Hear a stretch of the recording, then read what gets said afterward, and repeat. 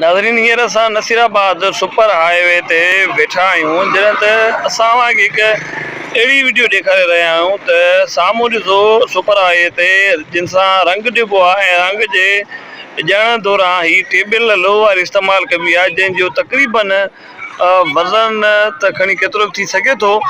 पर जॾहिं त हुनजो जेको कद आहे, हुनजो जेको हाइट आहे, उनजी तक़रीबन 5 फुट खनि थींदी। 2 ॿार आहिनि जेके ही टेबल ते वेठा रहिया आहिनि, जेकर अला न करे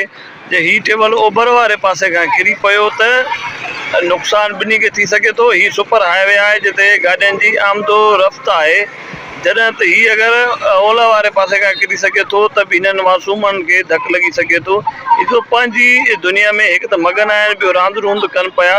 ही मासूम, हुनजा मासूम ख़्याल, मासूम जज़्बा आहिनि, हुननि खे का बि ख़बर कोन्हे त अगरि जे अणवणंदड़ वाक़ियो पेश आयो त कुझु बि थी सघे थो।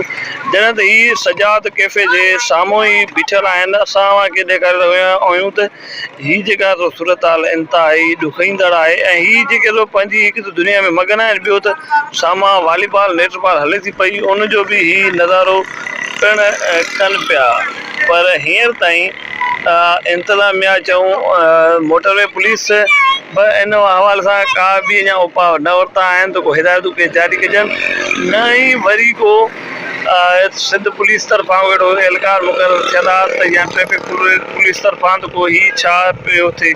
ऐं वरी हिन मासूम ॿार खे ज़ारी आला उस्ताद या पंहिंजो वॾे ई ते टेबल रखी ॾिनो हूंदो त हू कंहिं कम सांगे सां निकिरी वियो हूंदो त हुन यकीन हिननि खे हुनजो ख़्यालु करण लाइ चयो हूंदो, पर ही पाण उन टेबल ते 2 नींगर वेठल आहिनि त अलाह त करे ख़ैर, जेकर कुझु बि थियो त उनजो घणो नुक़सानु थी सघे थो। हीअ अव्हांखे वीडियो ॾेखारींदा सुपर हाईवे यानी कि इंडस हाईवे लाड़काणो नसीराबाद खां कराची वेंदड़ रस्ते जा फुटेज।